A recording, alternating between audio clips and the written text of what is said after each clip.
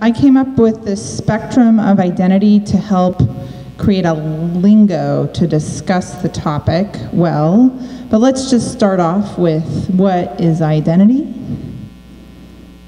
It is socially constructed and contextual. Now, we've heard this today about other things like truth and credibility. So it is in the category of those hard, difficult things that you can't get your finger on them because they're sort of the quality without a name. But this so far has worked for everything. So even things like identifiers in different identity systems, well, we built those, we constructed them, and we choose to use them, but they weren't just there. We built the phone system, you know. And also how we connect to each other socially, we have meaning based on where we are, and it's, you know, very similar to the, you know, there's two people looking at a thing. Well, if how people look at me and how I look at them is sort of a cycle of how identity gets created. And, oh, look at that. So this is some of my identities. I do a lot, but these are some of the context in which you will find me and what I do. So I just thought I'd make the point and share some of those. So on the one end of the identity spectrum, you have anonymity, and you actually have several forms of it. One is that per post, your posts in a single session on a site are not even linked together. Craigslist, every post you do on Craigslist is not linked to another post you do there. Inherent in the system. And then per session, so you show up and everything you do in that session is kind of all linked together, but then the next time you show up, it's unlinked to your previous time on the site. And then at the other end is verified identity, which is sort of relative to formal identity systems we've created in the West, and institutions like schools and education and those sorts of things. But you can have sort of send in your documents, show up in person and show your documents, show up in person, show your documents, and have your fingerprints taken. And if you've been through US immigration, which I'm Canadian, by the way, so I've had to live through the INS system of becoming a landed immigrant. They want my 10 fingerprints a lot. So the thing is, these are two ends of a spectrum, and actually in the middle is where all of the, or a lot of the activity that we're talking about is going to happen. And so next to anonymity, you have pseudonyms, and these are names or handles that you use either on one site or portable pseudonyms that you use across many sites. And you can think of the ones that you take across many sites a lot like our physical bodies. So you take an identifier with you, and just like I take my body and I will go outside and I will go to another context over there and I will be seen over there, but it's me. And you can know that with pseudonyms if they're constructed right. So just using the same email address doesn't necessarily, it's not actually an identifier you kind of hold and take with you.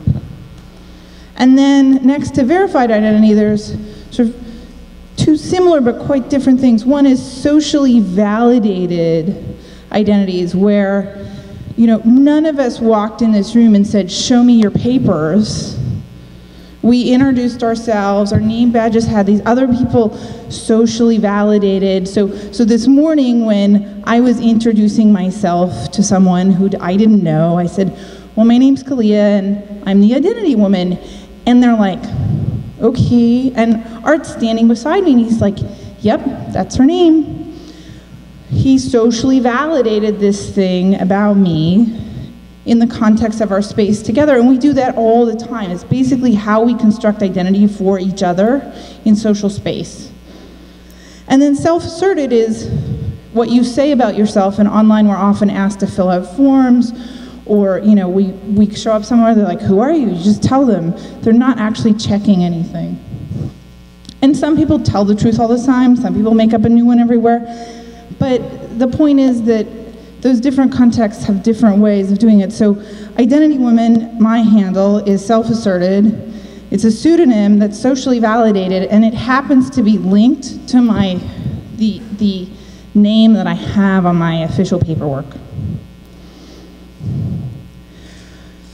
We have socially validated pseudonyms. So these are Twitter handles that belong to people where we don't know who they are.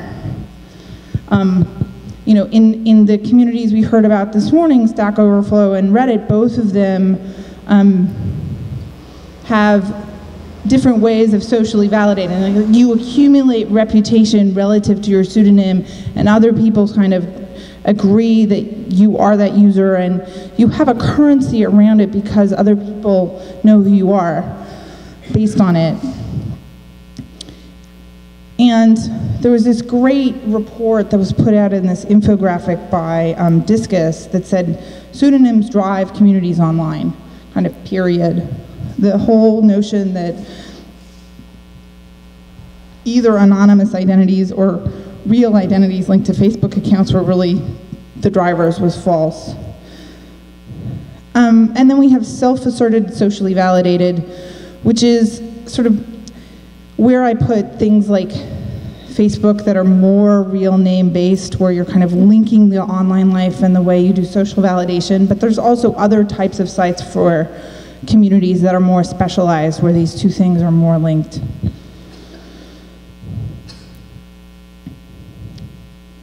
And then there's this really fun kind of identity that's really only possible in digital space, called verified anonymity. And there were several major technology projects by IBM and Microsoft and a little company called YouProve that were working on how do you issue people a certificate with verified information on it, and then put it through some fancy math client thing on their desktop and turn it into an assertion that would be true and believable, but not particularly identifying. And all of those technologies fell through in the market, but I think it's an interesting use case in terms of creating an interesting type of identity that we need to understand and use. And then finally, there's this most interesting thing, which is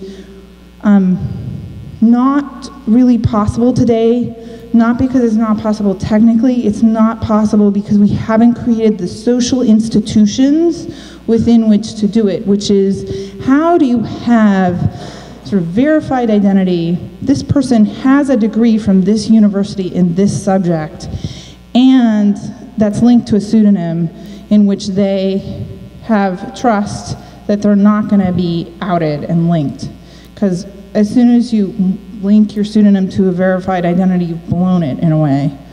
And that you need this new sort of social institution that can make this link, hold a person accountable if they do illegal, improper things. Like, you don't get to keep your pseudonymously verified identity if you post child porn. We're taking you to court. Like, everyone will kind of agree on those things. But, you know, uncomfortable political speech, that's fine. Unpopular opinions in a scientific community, okay. And this term for this new kind of type of identity that Bob Blakely actually named is called a limited liability persona. So I think this may be a place that this project could innovate and support some of these coming into being for different types of professionals who wish to speak their minds, to have verification of some aspects of their identity, have them believed, and also not end up having everything they do, all nine, linked together.